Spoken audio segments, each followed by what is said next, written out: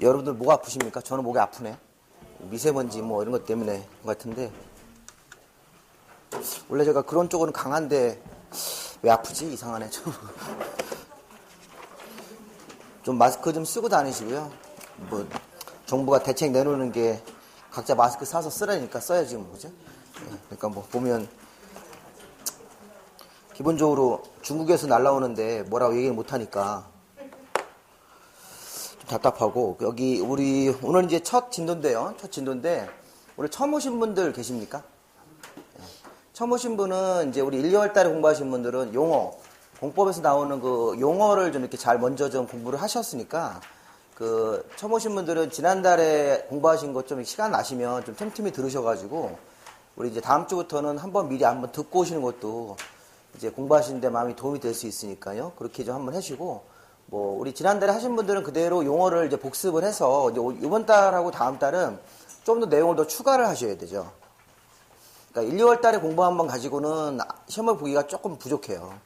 그래서 1, 2월 달 한 것도 시험에 나오긴 하는데, 요즘에 이제 시험 유형 자체가 좀 어려운 것도 좀 다루고, 또 이렇게 우리가 좀 한 중간 정도 수준인데 이거저거를 섞으면 어려워져요.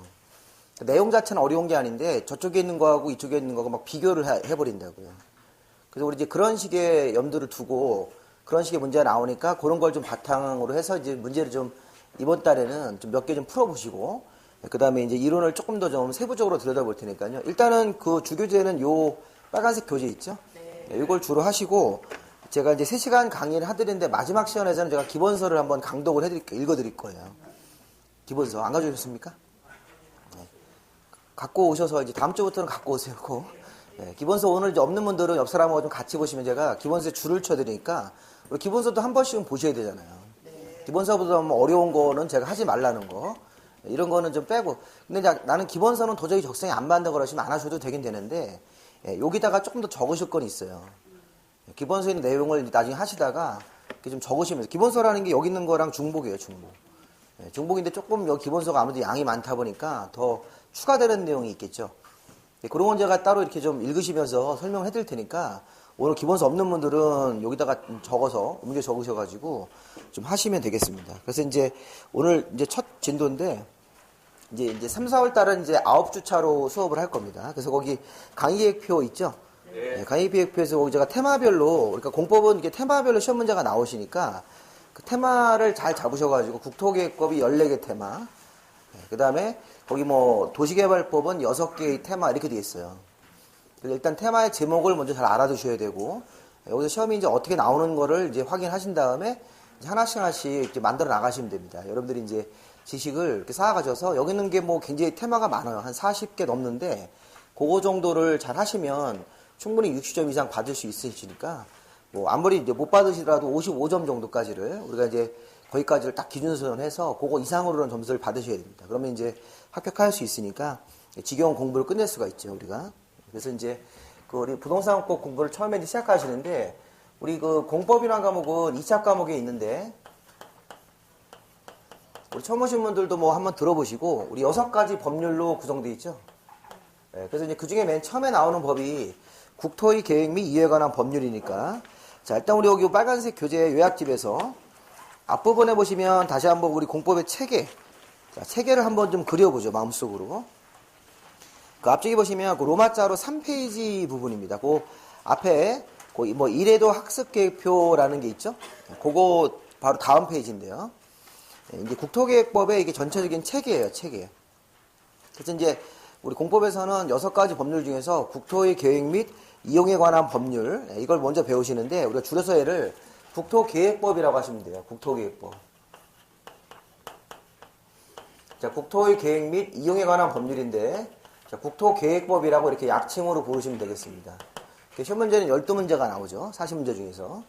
그럼 이제 국토계획법은 일단 거기 이제 체계를 먼저 좀 보시는 거예요. 뭐 나머지 법률 5가지는 나중에 하시고, 일단 요거부터 먼저 우선적으로 이제 한번 들어가 보시죠. 국토계획법이라는 거. 자, 우리나라 국토에다가 여기 계획을 만드는 법이죠. 자, 이 계획이 이제 우리 일반 그 토지 소유자들이나 건축물 소유자들을 규제하는 거예요, 규제.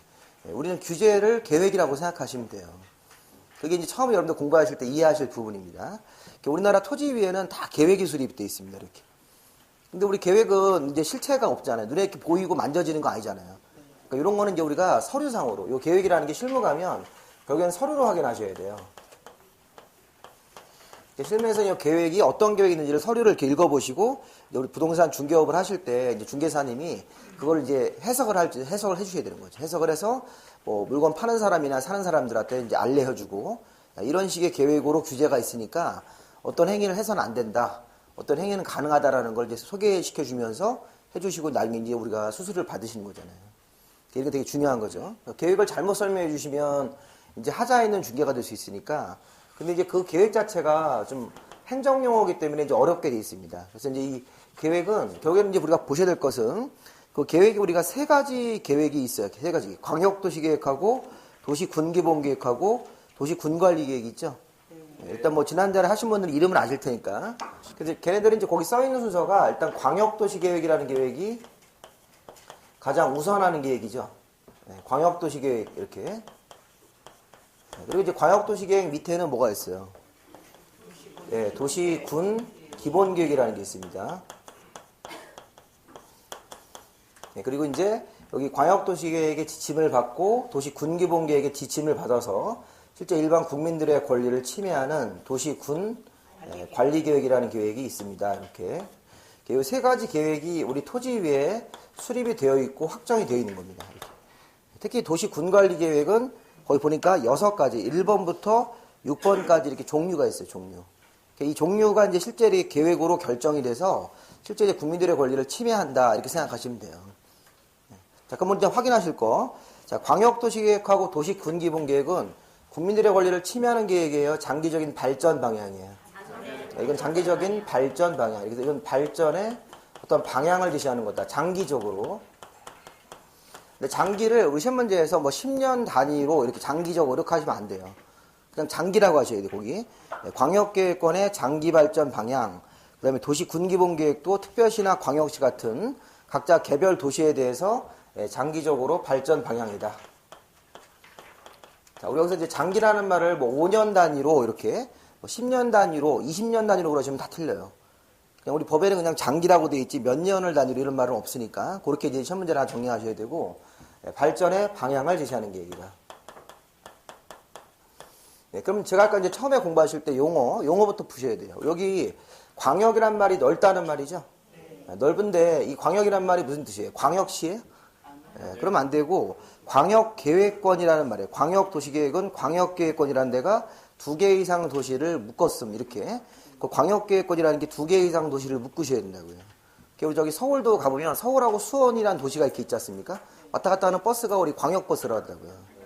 그러니까 여기도 이제 뭐 여기 청주도 이제 그런 개념이 생길 수 있는데, 그러니까 이제 뭐 여기 시외버스는 아니고 서울은 이렇게 수도권이라는 범위를 잡아서 서울 경기를 수도권 잡은 다음에 서울 용인 뭐 이렇게 서울 뭐 수원 이렇게 왔다 갔다 하면 광역버스라고 그래가지고, 그 광역버스가 예전에 뭐 고속도로에서 막 사고 나가지고 그때 막 사람들 서서 가다가 고속도로에서 막 서서 이렇게 운행을 했었다고요. 아침에 출근해야 되니까. 그래서 상호로 가서 사람들 막 다치고 이렇게, 그게 광역계획이니까 여기도 비슷한 거예요.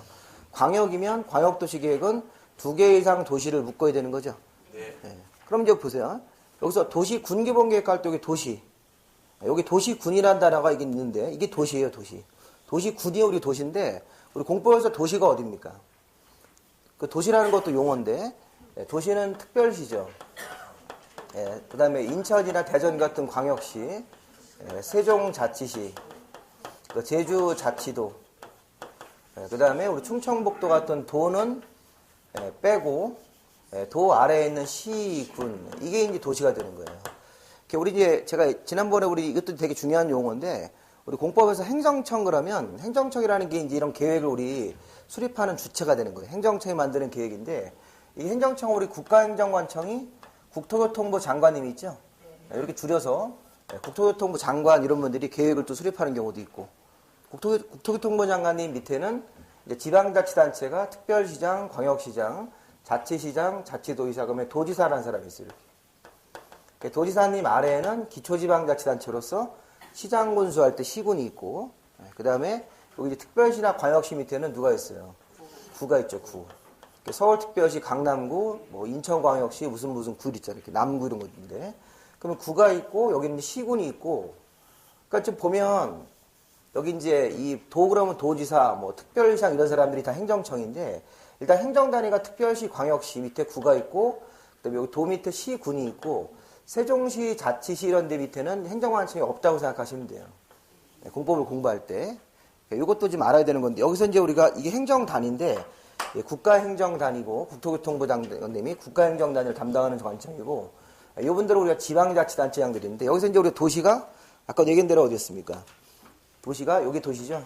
특별시, 광역시, 자치시하고 자치도, 그 다음에 밑으로 내려가서 시, 군 이렇게 6개의 동그라미 친 여기가 도시가 되는 앞으로 이제 6개의 도시 이렇게 얘기할 거예요. 중요한 용어예요. 그럼 아까 이제 광역도시계획은 광역계획권이라는 거를 정하고 거기다가 장기 발전 방향이죠. 그럼 우리 광역계획권은 몇 개 이상 도시를? 2개 이상 도시가, 그러니까 이게 예를 들어서 뭐 서울특별시하고 뭐 인근에 있는 이런 뭐 수원시, 용인시 이런 데가 묶였을 때 이렇게. 뭐 여기 뭐 대전광역시하고 뭐 인근에 있는 뭐 공주시 이런 데가 이렇게 묶였을 때. 자, 이런 개념이 다 우리가 광역계획권으로 보셔야 된다고요. 아니면 여기 이제 뭐 시하고 군끼리 묶였을 때도, 그러니까 좀 이렇게 6개의 우리나라 도시가 있었죠? 그 중에 최소한 몇 개 이상만 묶이시면 됩니까? 2개 이상만. 2개 이상의 도시가 이렇게 묶이면, 우리 거기를 이제 뭐라고 하는 겁니까? 광역계획권, 이렇게 광역계획권을 지정을 하고, 거기다가 장기발전 방향. 이렇게 되면 광역도시 계획이 나오는 거예요. 그래서 항상 우리가 이제 그 어떤 하나의 도시가 있으면 그 도시의 인접도시하고 기능을 연계해서 개발할 때 우리가 이런 광역계획권이라는 걸 지정을 하고 거기다가 광역도시 계획을 이제 관청이 만들어준다고요. 거기서 이제 한 문제가 나온다고요. 광역도시 계획이라는 개념이 어디다가 이렇게 수립을 하고 또 특징이 뭔지를 이런 걸 이제 우리가 하나씩 공부를 좀 하셔야 된다고요. 그러면 광역도시 계획이 나오면 그 다음에 뭐 하셔야 돼요? 도시 군기본 계획하는 거죠. 그럼 6개의 각자 도시로 와서 도시별로 장기 발전 방향이 또 나오는 거예요. 또 아까 2개 이상 도시를 묶어서 광역계획권을 설정을 하고 거기다가 장기 발전 방향을 먼저 세워주고 나서 광역도시 계획보다 하위 계획, 이게 하위예요. 하위, 상위, 하위. 만약에 내용이 다르면 누가 우선하셔야 돼요? 얘가 더 우선하셔야 돼요. 광역이 더 우선한다 이렇게 상하관계를 가지면서 광역도시 계획의 밑에 각자 도시에서는 도시 기본계획이라는 계획이 또 추가적으로 나오게 돼 있다고요. 그러니까 우리가 광역도시 계획 다음에는 도시 군기본 계획이 나오고 이 도시 군기본 계획이 나오면 또 뭐가 나오시는 거예요? 도시 군관리 계획이 나와서 실제로 국민들의 권리를 침해하는 계획이다. 자, 일단 지금은 그냥 그 개념만 잡으시면 돼요. 도시 군관리 계획이 자, 그 옆에 한번 읽어보세요. 도시 군기본 계획 밑에 도시 군관리 계획은 특별시, 광역시, 그다음에 자치시와 자치도, 시군을 개발 정비 보전한다고 돼 있죠. 실제 함부로 개발하지 못하도록 개발할 때 또는 낡은 데가 있으면 낡은 건물을 철거하고 정비라는 걸 한다고. 정비 다시 짓는 거 이런 거를 마음대로 못하게 개발하거나 정비하거나 보전할 때 만들어주는 계획이다. 그러니까 함부로 개발하지 못하도록 이제 국민들의 개발 권리를 침해하는 거라고요. 관청이 침해해서 행정관청이 내가 정하는 대로 개발해라 이렇게 이제 개념을 세우시면 된다고요. 그리고 이제 도시관리계획은 이따 할 건데 6가지 종류가 있습니까? 1번에 그 용도 지역지구부터 맨 끝에 입지규제, 최수구역까지가 있었죠. 이게 이제 오늘 조금 설명을 드릴 거니까 이 종류를 우리가 뭐 1번, 2번, 그 다음에 3번, 4번 이렇게 5번, 6번 도시관리계획으로 도시관리계획이 나눠서 결정이 되는 거예요. 도시관리계획은 이렇게 6가지 내용으로 공부를 해두시고 자, 그 다음에 우리 거기서 이제 이렇게 행정관청이 이렇게 3가지 계획을 만드는데 일단 우리 여기서 이제 요런 것도 하나 용어 정리를 좀 하셔야 돼요. 자, 요거 2가지 계획을 이렇게 묶으면 자, 도시 군기본 계획하고 도시 군관리 계획을 이렇게 묶으시면 일단 광역도시 계획은 빼시고 요 2가지 계획을 묶으시면 요게 또 무슨 계획이 되는 거예요? 요게 시험 문제 한번 나왔던 건데 도시 군 계획이다 이렇게. 자, 우리 줄여서 도시 계획은 도시 군이 도시니까 도시 계획은 2종류로 구분되는 거죠. 여기 도시 군 기본 계획하고 도시 군 관리 계획 2종류를 이렇게 묶어서 우리가 이런 도시 군 계획이다. 도시 군 계획이란 단어 안에는 2가지 계획이 포함되어 있다고요. 자, 요 광역은 포함되시면 안 되죠. 요것도 한번 기출문제 나왔으니까 우리 거기서 교재에서 그 도시 군 계획하고 도시 군 계획 옆에 이렇게 두 가지로 갈라지는 거니까 그것도 좀 알아두셔야 되는 용어예요. 그래서 지금 이제 공부하실 거는 이제 오늘 도시가 6개의 단위가 도시였었죠? 6개의 단위가 도시였어요. 처음 오신 분들. 처음 공부한다는 생각을 하시면 6개의 도시가 앞으로 이제 있는 거고, 그러니까 이런 충청북도라든가 서울특별시 밑에 강남구는 도시는 아니라고요. 행정단위지만 도시는 아니라고 하셔야 된다고요. 도시는 6개고 2개 이상 도시가 묶여지면 뭐가 되는 거예요? 2개 이상 도시 이렇게 묶으면 그게 광역계획권이 되는 거고 되는 거죠. 그리고 계획의 이름은 이렇게 3가지가 있음. 이런 거를 이제 파악을 하신 다음에 이 계획의 이제 앞으로 내용을 이제 우리가 공부를 하실 거라는 겁니다. 자, 그리고 이제 하나 더 보실 거는 거기 도시관리계획으로 다시 들어가시면 여기 3번하고 4번 용어를 보세요, 여기. 자, 3번하고 4번 용어를 보시면 자, 요거는 무슨 사업을 한다고 써 있어요. 무슨 사업. 네. 자, 참고로 여기 1번의 용도지역, 2번의 뭐 개발 제한 구역 이런 것들은 토지에다가 이름을 정하는 거, 이름. 용도지역이라는 이름, 용도지구라는 거, 또 개발 제한 구역, 도시자연공원, 요건 용도구역이라는 말도 쓰는데 그 1번, 2번하고 다르게 3, 4번은 뭐 하는 거냐면 어떤 사업을 하겠다고 발표를 하는 거죠. 네. 그럼 거기서 기반시설의 설치, 정비, 개량하는 사업. 자, 우리 기반시설. 우리 3번이라는 게 이런 거예요. 기반시설. 우리 기반시설은 우리 TV에서는 사회 간접시설 이런 말 한다고요. 도로, 공원, 학교 같은 거. 하천 같은 거. 이게 다 기반시설들이에요. 무심천도 하천이잖아요. 하천. 하천이면 기반시설이죠. 강이라든가 이런 것들 하천. 하천이라는 게 재해를 예방하는 그 방제 기능이라 방제. 그래서 재해를 예방하는 게 제일 중요한 기능이에요. 우리 무심초에서 노는 기능도 있죠. 좀 있으면 벚꽃이 피잖아요. 벚꽃이 피면 이제 공부가 우리가 더 잘 되겠죠? 바깥에 이렇게 꽃이 있으니까 안에서 공부하시기도 좋잖아요. 근데, 우리 이제 그런 거 있으면 좀 나가서 좀 한번 보시긴 보셔야 돼요. 한번 이렇게 1년에 며칠 안 되니까. 보고 오셔서 이제 기분 전환하시고 하는 게 더 능률적일 수 있으니까 그런 거 너무 이렇게 피하지 마시고 또 너무 또 공부하신 분들은 진짜 옛날 생각하고 막 너무 이렇게 극단적으로 자기를 막 통제하면서 공부를 하시는데 그렇게 하실 필요가 없습니다. 좀 유연하게 가실 필요가 있어요. 그렇게 해봐야 나중에는 힘만 들어가기 때문에 시험을 더 못 볼 수도 있어요. 그 나중에 시험장 가서 더 긴장하시고 그런 분들이 더 긴장하세요. 그게 이제 멘탈이 약하신 분들이죠. 내기하면 꼭 왕창 깨지시는 분들, 그죠? 평상시 잘하다가. 저도 약간 그 축에 들어가는데, 그러니까 이제 진짜 시험 당일날 별거 없네 이렇게 하고 들어가시는 분들이 있어요. 근데 그런 분들은 공부를 좀 덜 했더라도 오히려 붙을 수가 있어요. 근데 이게 공부를 굉장히 열심히 하더라도 시험 당일날 뭐 굉장히 긴장을 해서 진짜 긴장 많이 하시면 심장이 막 뜁니다. 그냥 막 뛰어요. 그냥 쿵쾅쿵쾅 막 뛰어요. 그래서 이러다 죽는 거 아닌가 막 이런 생각이 드세요. 그러다 시험지 받고 10분 지나면 괜찮아져요. 저도 옛날에 그랬죠, 그렇죠? 저도 뭐 옛날에 그런 적이 있었는데, 그러니까 그런 거 보면 얼마나 침착하게 그러니까 별거 없다라는 생각을 가지고, 그러니까 그런 거는 뭐 우황청심만 먹어도 안 돼요. 어떤 분이 저랑 비슷하게 그런 분이 계셨는데 우황청심만 3개 먹고 어지러워가지고 그럴 때는 분도 계시니까 그냥 이렇게 우리가 모의고사 같은 거 보면서 이게 시험에 익숙해지시고 나는 옛날에 시험은 한 3번 봤으니까 괜찮아 이런 분들도 계실 거예요, 지금 그죠? 우리 이제 오래 공부하신 분들 계실 텐데 그런 분들이 뭐 생각성이 없는 거지만. 근데 뭐 시험이라는 게 볼 때마다 긴장됩니다. 긴장되니까 잘 하셔서 그런 거 그냥 차분하게 이렇게 하시면서 좀 하시는 게 좋겠습니다. 이 기반시설이라는 게 도로, 공원, 학교예요. 그러니까 이런 걸 설치할 때는 여기 보세요. 3번 도시관리계획을 이제 이 계획은 결정이란 말을 쓰는데 이 3번 도시관리계획을 결정을 해서 사업하는 위치를 정해야 돼요. 위치. 그러니까 이런 기반시설은 도로나 공원은 세금으로 설치하기 때문에 민간인들이 설치하는 것도 물론 있지만 주로 이제 관청이 여기다 설치해라 이렇게 위치를 정해준다고요. 여기 4번은 무슨 사업하는 거예요? 네, 여기 지금 도시 개발 사업, 그 다음에 정비 사업인데 이거는 신도시 만드는 사업이에요. 신도시. 우리나라 신도시 사업은 택지 개발 사업 아니면 도시 개발 사업이에요. 자, 택지 개발 사업은 시험 범위가 아니에요. 여기 동남지구가 택지 개발지구 하는 거예요. 근데 그거는 토지공사가 땅을 개발해서 땅 자체를 아파트 건설회사에게 파는 거예요. 그래서 아파트 건설회사가 아파트를 지어서 분양을 하는 거예요.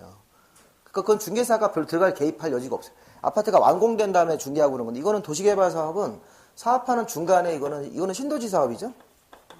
네, 이거는 땅 주인들이 스스로 사업을 하면서 여기 도시개발 사업을 하는 중간에 땅을 팔 수도 있어요. 근데 저기 택지개발지구는 땅 중간에는 못 팔아요. 중간에 토지공사가 그 땅을 다 강제로 이렇게 사가지고 그거를 개발을 해서 나중에 건설회사에게 팔죠. 그럼 건설회사가 아파트를 다 지은 다음에 그 뒤에 파는 거라고요. 그러니까 이거는 중간에 택지개발사 파는 중간에는 중개사가 들어갈 수가 없어요. 여기 동락금지구 가서 거기 땅 팔 수 있습니까?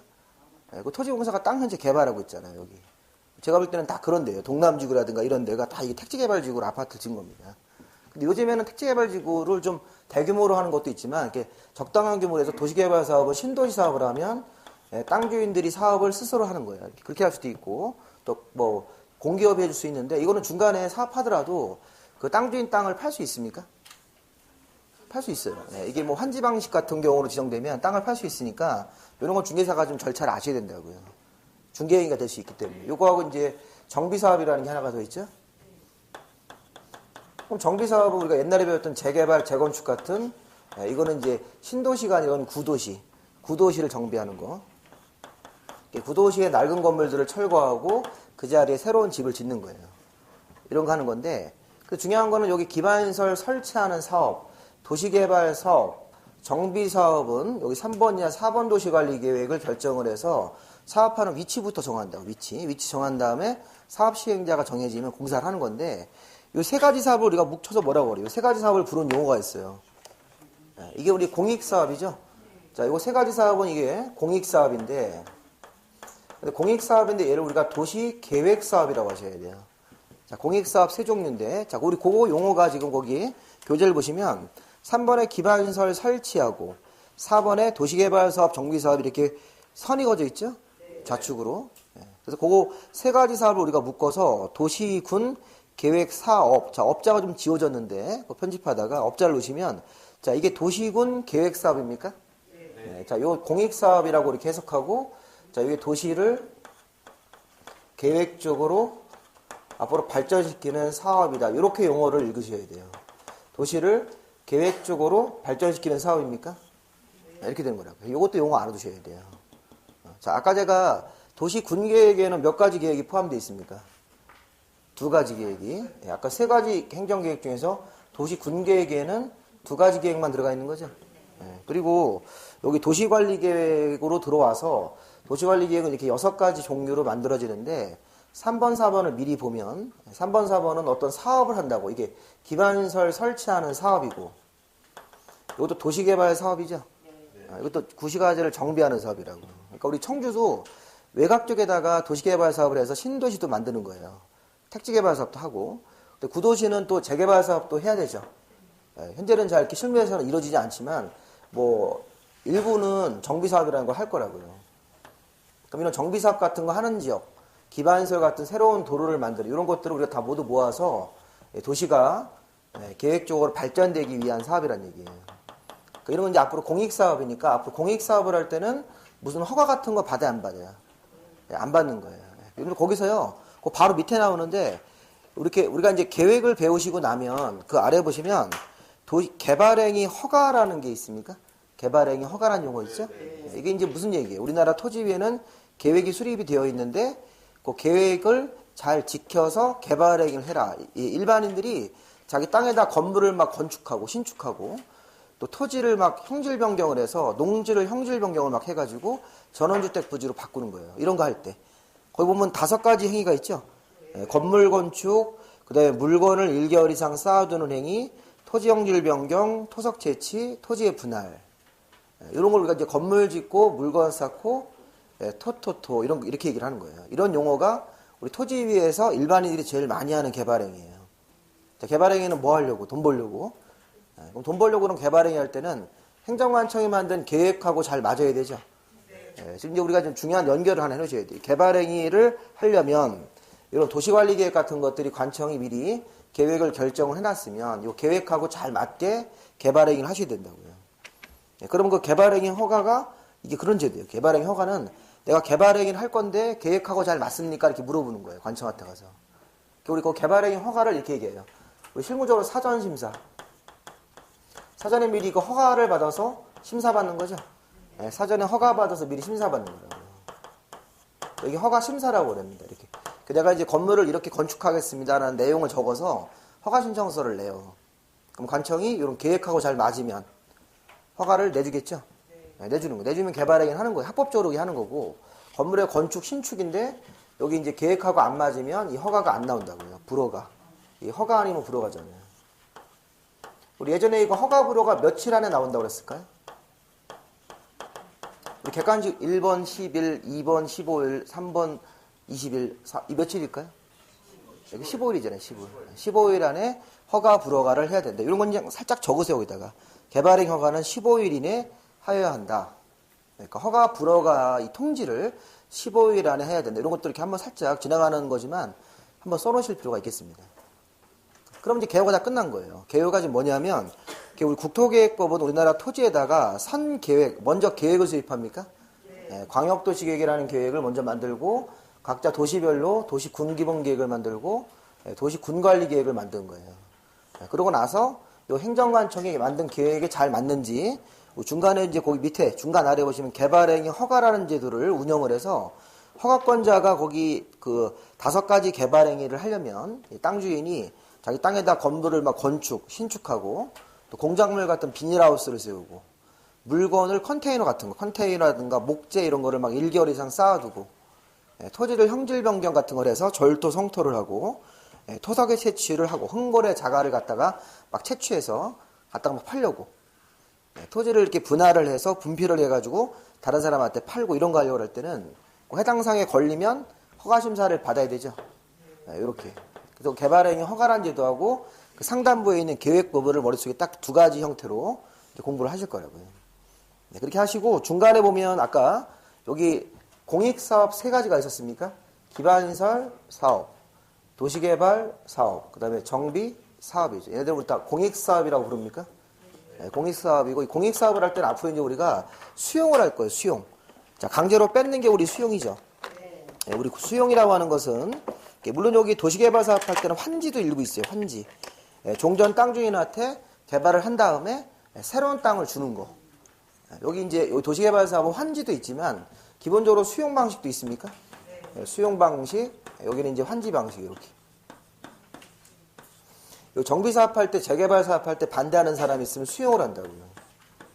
수용 또는 뭐 매도 청구 뭐 이런 게 있는데 수용 절차. 일단 여기 들어가 있다는 거예요. 여기 그리고 기반시설 만드는 도로 만드는 사업을 한다. 어떤 특정인한테 여기 이 땅에다가 도로를 만들겠다. 그렇게 할 수 있어요. 특정 민간인 땅을. 그 땅을 보상금을 지급한 다음에 강제로 소유권을 뺏어가는 거예요. 그런 다음에 행정관청 여기다가 도로를 만드는 겁니다. 이렇게. 이런 수용 절차라는 게 있으면 공법에서 보상금을 지급을 하고 그 소유권 같은 권리를 강제로 뺏어서 이제 행정청이 거기다가 어떤 사업을 한다고요. 그러니까 이게 지금 공익사업이니까 수용권을 인정해 주는 거예요. 네, 민간 사업할 때는 수용권 있으면 안 된다고요. 이게 기본이죠. 민간이 뭐 지들 돈 벌려고 아파트 사업을 하는데 수용을 막 하고 그럼 이제 그거는 당연히 마찰이 생기죠. 땅 주인 입장에서 민간인들이 와가지고 내 땅을 뺏는 건 말이 안 되잖아요. 그러니까 우리 공익사업이기 때문에 우리 법에서 이걸 딱 정한 거. 이거는 공익사업이다 이렇게. 그러면 공익사업이라는 말 자체 뒤에 숨겨져 있는 뜻은 강제로 뺏을 수 있다는 거예요. 그렇게 되는 거죠. 그러니까 우리가 항상 공이라는 게 이제 그런 이제 특성을 갖고 있죠. 공익이라는 거는 이제 그렇게 강제로 또는 이렇게 땅을 마음대로 함부로 쓰지 못하게 규제하는 요게 이제 가장 기본입니다. 그래서 이렇게만 개념을 잡으시고 맨 아래 보시면 추가적으로 개발밀도 관리구역하고 기반시설 부담구역이라는 용어가 있습니까? 네, 개발밀도 관리구역, 기반시설 부담구역도 그냥 우리 처음 하신 분 좀 어렵습니다. 이게 어려운데 이걸 가만히 보면 끝에가 구역으로 끝났어요. 이렇게 둘 다. 네, 이것도 구역이고 이것도 구역이에요. 구역이라는 건 장소를 얘기하는 거예요. 장소. 어떤 장소가 있다. 네, 근데 여기 앞에는 개발밀도 관리구역이라고요. 자, 우리 개발밀도 관리구역은 아직 처음 하신 분들은 잘 모르시겠지만 자, 이게 용적률이죠. 자, 용적률을 원래 사이즈보다 관리해서 강화하는 구역이다. 이렇게. 자, 이게 결론이 이거예요. 용적률을 원래 사이즈보다 50% 정도 이내에서 강화하는 겁니까? 이렇게 강화해서 건물 사이즈를 이게 반으로 낮추는 곳이에요. 10층짜리 건물을 지을 수 있었는데 이런 개발밀도 관리구역이 들어가면 5층으로 건물이 줄어드는 거예요. 이게 최대 용적률이 50% 강화하기 때문에 이렇게 되는 거죠. 그럼 요거는 뭐예요? 기반시설 부담구역은 자 우리가 항상 우리 기반시설 부담구역이라는 용어는 기반시설 부담구역은 기반시설인 도로나 공원이나 학교를 도로, 공원, 학교를 의무적으로 뭐 하는 곳이에요? 부담하는 곳이에요. 부담. 이거는 주로 신도시에서 아파트를 막 대규모로 진대니까요. 상가를. 그럼 아파트만 있고 도로가 없으면 불편하죠. 학교가 없으면 불편하잖아요. 그러니까 당연히 이거는 기반시설부터 의무적으로 부담하고 그 이후에 아파트를 져라 이렇게 정하는 거예요. 기반시설 부담구역은 기반시설 자체를 의무적으로 부담하는 구역입니까? 기반시설을 의무적으로 부담한다 이렇게. 기반시설 부담구역. 그래서 기반시설 부담구역은 신규로 이렇게 신도시 같은 거를 할 때 기반시설 부담구역을 정해서 기반시설부터 먼저 부담해라. 의무적으로 부담해라.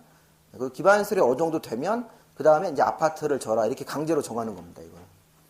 얘네들이 이제 우리가 기반시설을 도로 같은 거, 공원, 여기 학교. 여기 학교에 옛날에 대학교는 제외한다. 이게 시험 문제였었죠. 여기 대학교는 빼고 설치하라는 거예요. 대학교 같은 거 빼고 이게 주로 신도시 사업할 때는 대학교가 있을 필요가 없으니까 주로 초중 고등학교 이런 것들은 제외하고 도로, 공원, 그다음에 학교, 그다음에 상하수도 같은 것들 이런 것들을 부담해라. 이게 의무적으로 설치를 하라는 거예요. 그래서 아파트 짓기 전에 기반시설부터 의무적으로 먼저 만들고 그 이후에 아파트를 져라 이렇게 강제로 정하는 거니까 자, 요 개발 밀도는 건물 사이즈인 용적률을 반으로 줄이는 겁니까? 강화해서. 이거는 신도시 사업할 때 기반시설부터 먼저 설치해라. 이렇게. 대학교 같은 것들은 빼고 나머지 기반시설들을, 요거 나중에 이제 배우실 거니까 이렇게 용어 정리를 해 놓으셔야 된다고요. 자, 그럼 이렇게 하신 다음에 전체 개요가 우리 이제 계획이란 계획이 있었고, 그 다음에 개발행위 허가제, 요런 게 일단 가장 중요한 거예요. 그 중간에 뭐 도시계획 사업 3가지도 있고, 무슨 구역 2개 있었는데 그런 거는 나중에 우리가 개념을 좀 잡으시고 지금 1페이지로 한번 오세요. 1페이지. 1페이지로 오시면 이제 바로 이제 보시면서 오늘 일학습으로 문제도 좀 드렸죠. 네. 문제를 좀 이렇게 해당 사항은 문제도 좀 풀면서 할 테니까 문제는 바로 그냥 해설은 이렇게 좀 한번 공부하신 분들은 정답이 있으니까 한번 풀어보시고 요 정도 문제가 한 중간 정도 난이도 문제예요.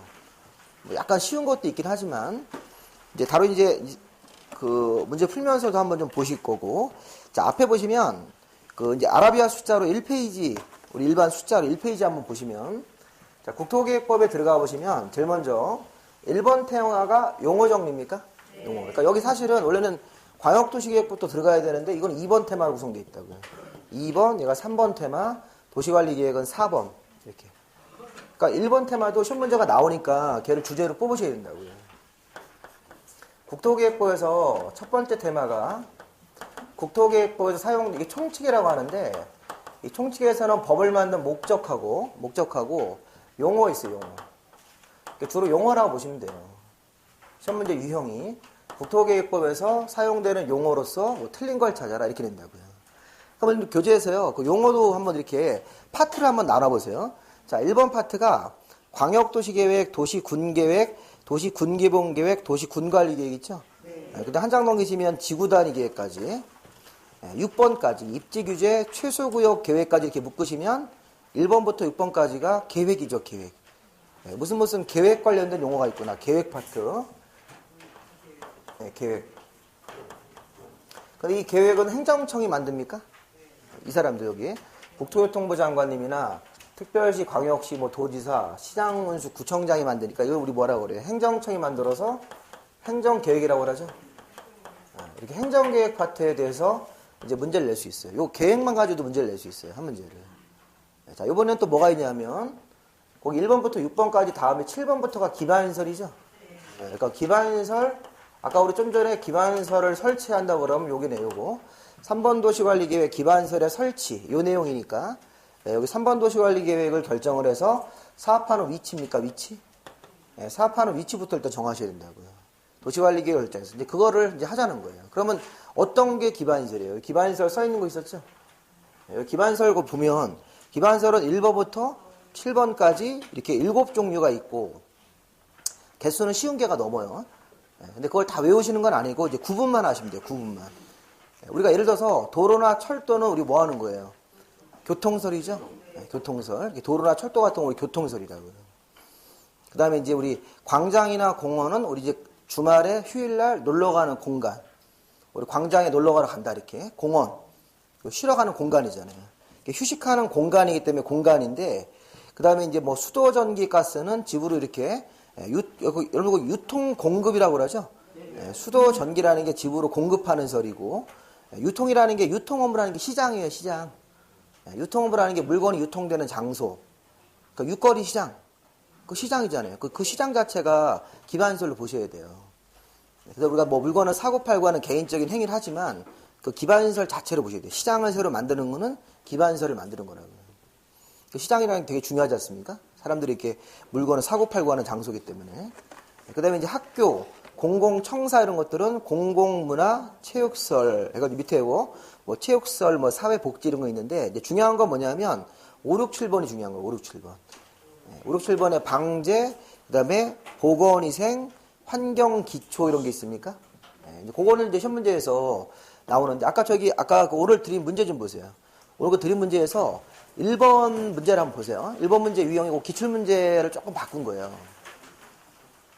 오늘 드린 프린트물 이거 처음 오신 분들은 오늘 이제 강의계획서라는 거 한 장 드렸고 안 받은 분들은 같이 보세요. 1시간만 요거 3, 4월 1주차 문제 있죠?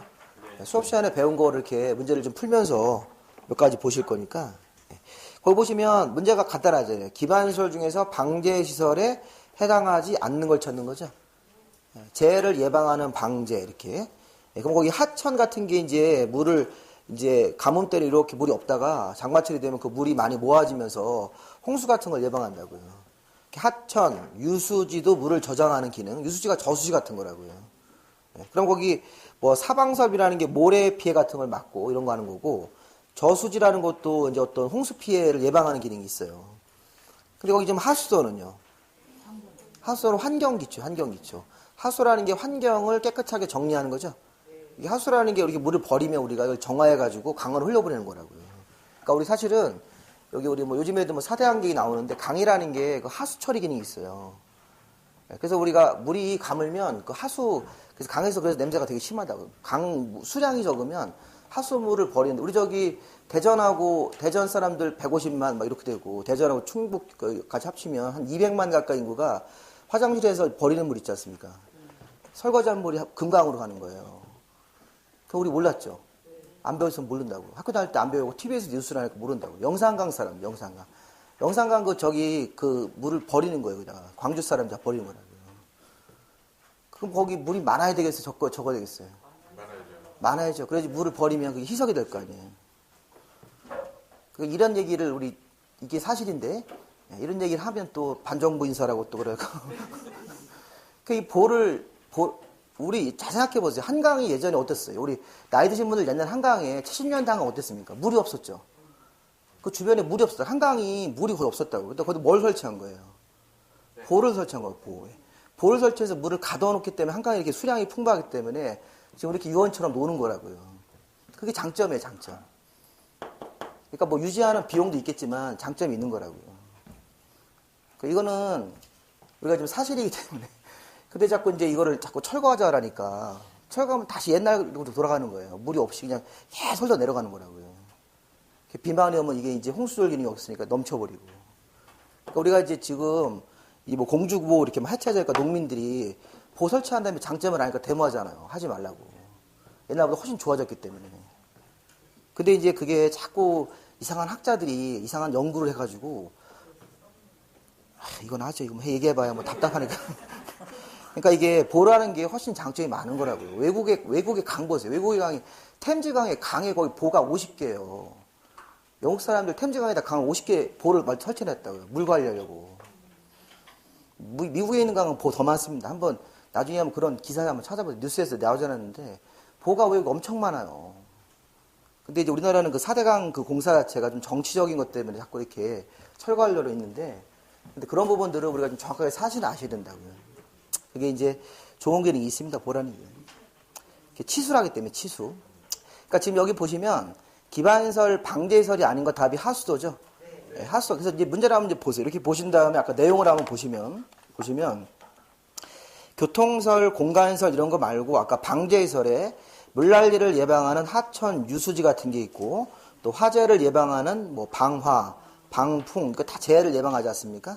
근데 그거하고 이제 맨 밑에 그 환경기초라는 걸 잘 구별해 놓으시고 줄침 부분은 작년도랑 조금 바뀐 부분이 있어요. 그래서 하수도 폐기물 처리까지는 작년도랑 동일한데 재활용 시설이 새로 추가되고 빗물 처리 이용설이 새로 추가됐어요. 그래서 그 두 가지가 재활용하고 빗물 저장 및 이용설이 있습니까? 네, 거기 추가됐으니까 이제 앞으로는 환경기초라는 게 6개 이렇게 한번 생각해 보세요. 하수도, 그다음 폐기물 처리 2 이렇게 재활용설 3, 그다음에 빗물 저장 및 이용설이 그거를 하나 더 추가하시고, 그 다음에 수질오염 방지 폐차장 이렇게 하시면 총 5개로 봐야 돼요. 5개. 그 밑이라는 걸 하나로 다 읽으셔가지고, 하수도, 자, 폐기물하고 재활용설 2, 빗물 저장 및 이용설이 3, 수질오염 방지 4, 그 다음에 폐차장이 5, 이렇게 하셔가지고, 약간 용어가 추가됐는데, 지금 하수도 같은 것들, 폐기물 처리나 재활용설은 환경이에요, 보건이에요? 환경의 보건이에요, 방지 이렇게 그런 걸 이제 구별을 하셔야 되는 거예요, 이렇게 그죠? 우리 사람이 죽으면 장사시설, 그 보건이라고 하는 것은 우리 죽었을 때 처리한 시설들이 다 이게 보건이에요, 보건. 우리 보건이라는 것은 그 장사라는 게 뭡니까? 장사, 화장시설, 그다음에 우리 납골당 이런 거죠. 공동묘지 같은 것들 그런 것들 생각하시면 돼요. 우리 화장하고 납골당에다 이렇게 우리 안치하시고 돌아가신 분 안치하시고 그다음에 공동묘지의 매장 이런 게 다 이게 장사시설이에요, 장사.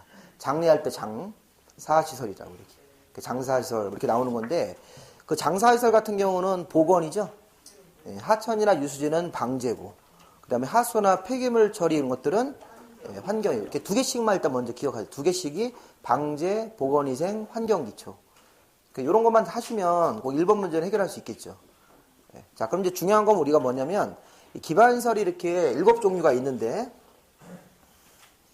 기반시설은 아까 얘기했지만 제가 7종류로 구분을 해서 자, 맨 뒤에 있는 거 5번 아까 우리 방제시설로 분류되는 것들이 몇 가지가 있고 6번에 보시면 사람이 죽었을 때 처리하는 우리 장사시설 같은 것들 이거 보건위생이죠.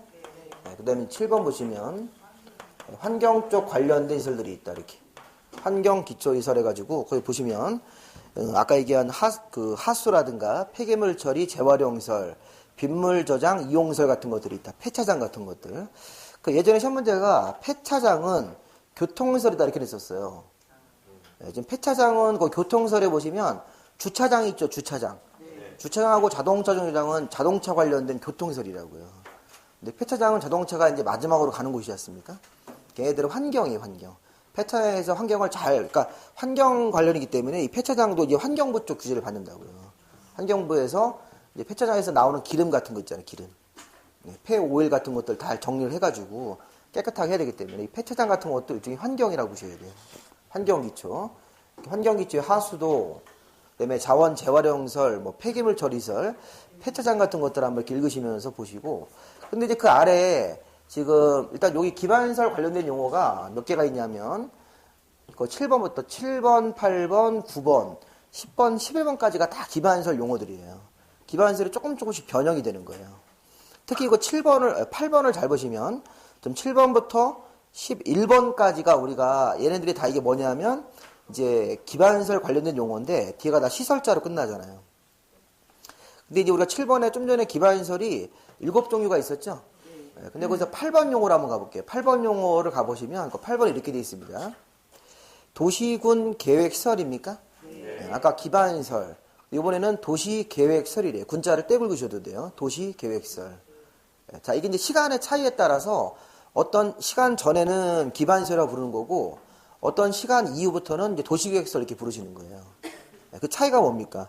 기반시설 중에서 아까 기반시설을 설치하기 위해서 3번 도시관리계획을 결정을 해서 위치를 잡습니까?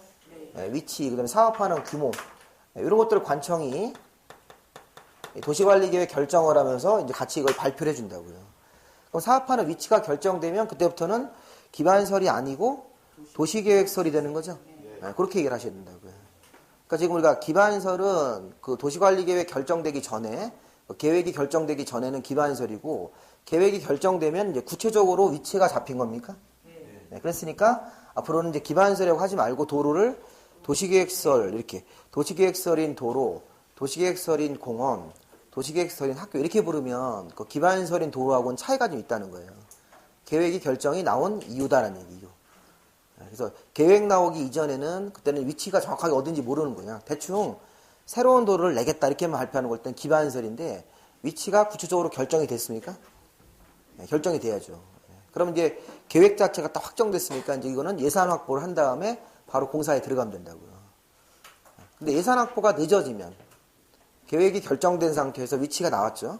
근데 예산이 안 나오면 공사가 이제 방치로 가는 거예요. 그게 나중에 이제 배우실 겁니다. 그래서 이제 우리가 기반설이 뭐 계획으로 결정이 되면 도시관리계획이죠. 도시관리계획으로 결정이 된 이후부터는 뭐라고 부릅니까? 도시계획설이다. 그러면 참고로 9번에 이제 광역설. 자, 이 광역설을 제가 시험 문제에서 예상 문제로 몇 번 봤는데 이게 계속 안 나옵니다. 시험 문제가. 이게 지금 언젠가 한번 나올 건데요. 근데 이 광역설은 어떻게 공부를 좀 하시냐면 광역설도 기반설이에요. 기반설. 아까 우리가 기반설 7종류 있었죠? 여기 한 50여 가지가 있었는데 그 중에서 일부를 광역설로 별도로 재분류를 한 거예요. 이 광역이라는 것은 이 광역설은 자, 두 가지가 있는데 2개 이상 특광시군에 걸치는 게 있고 2개 이상 특광시군이 공동으로 이용하는 광역설 이렇게 돼 있잖아요. 그럼 거기서 2개 이상 특광시군에 걸친다. 걸치는 게 뭐예요? 도로, 철도, 운하 같은 거. 수도, 전기 같은 것들. 자, 우리 도로는 도시와 도시를 연결합니까? 네. 연결하잖아요. 여기 청주하고 음성하고 연결되는 도로. 그럼 이게 도로가 2개 이상 도시에 걸친다고 할 수 있습니까? 도로, 철도는 이렇게 도시를 연결하기 때문에. 근데 밑에 보면 공항이나 항만, 여기 청주공항 걸쳐 있어요? 청주시 안에 있어요? 청주시 안에 있는데 2개 이상 특광시군의 주민들이 공동으로 이용하는 거. 특징이 공동으로 이용하는 것도 있습니까?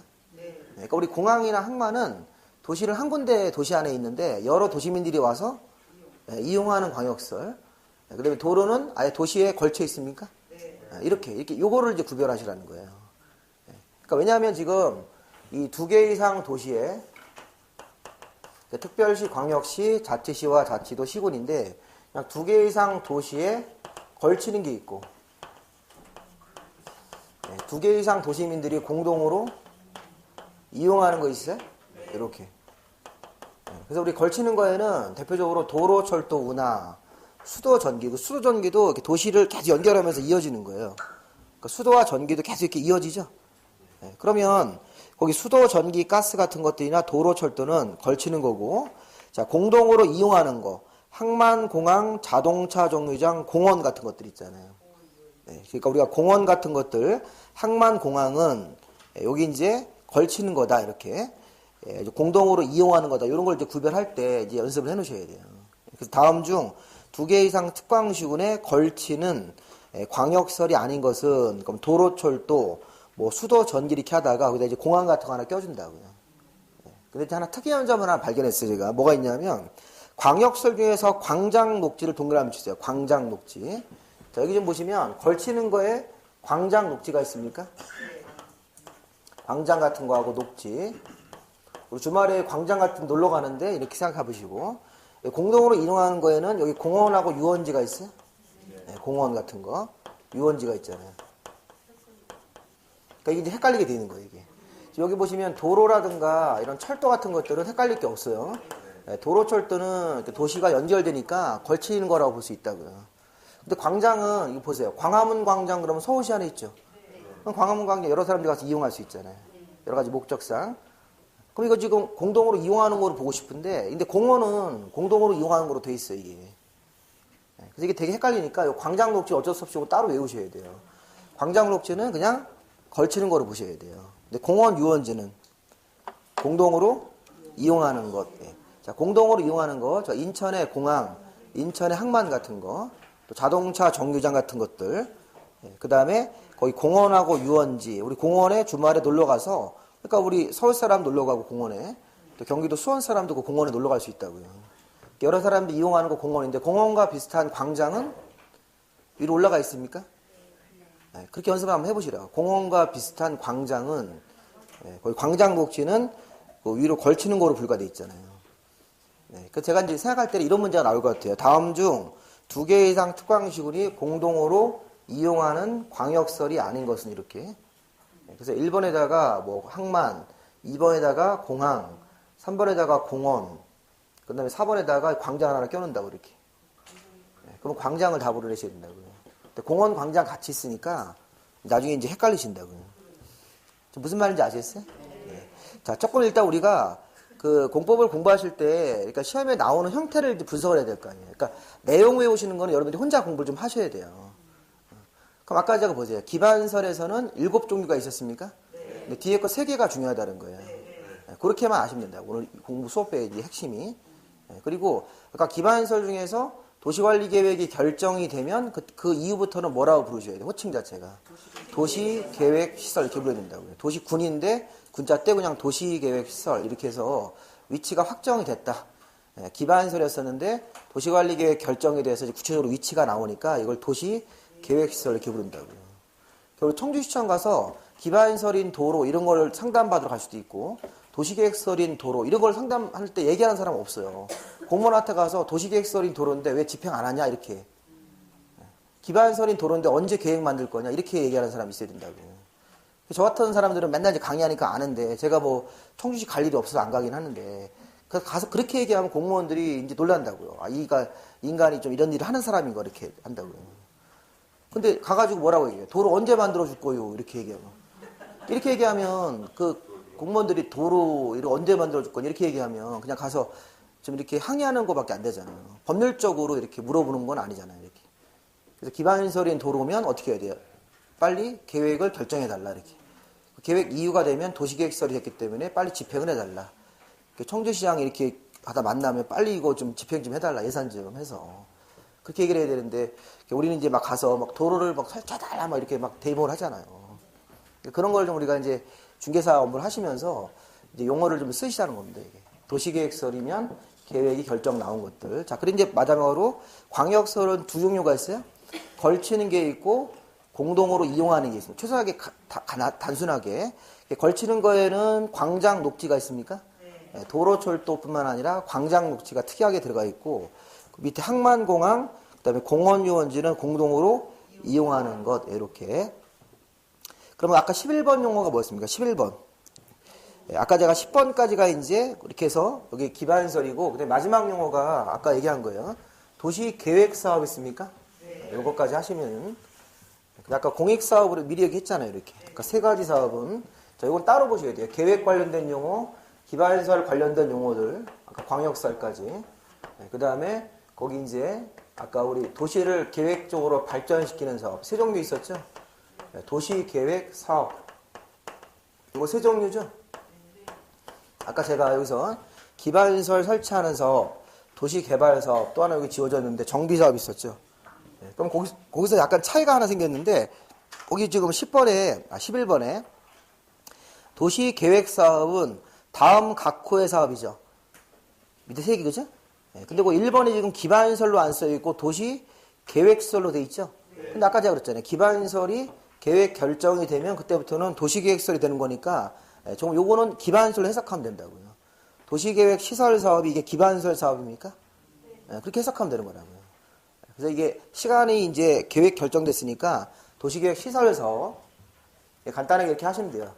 도시계획 시설 만드는 사업, 도로나 공원 만드는 사업, 그다음에 신도시 만드는 사업이 도시개발 사업인가요? 이렇게 구도시를 정비하는 재개발 같은 정비 사업이 있다. 이 3가지 사업을 우리가 이렇게 그래서 그 행정계획 이제 바로 설명을 드릴 거니까 일단 여기까지 하시고 잠깐 쉬었다가 그 관련 내용들 또 추가적으로 좀 보도록 하겠습니다.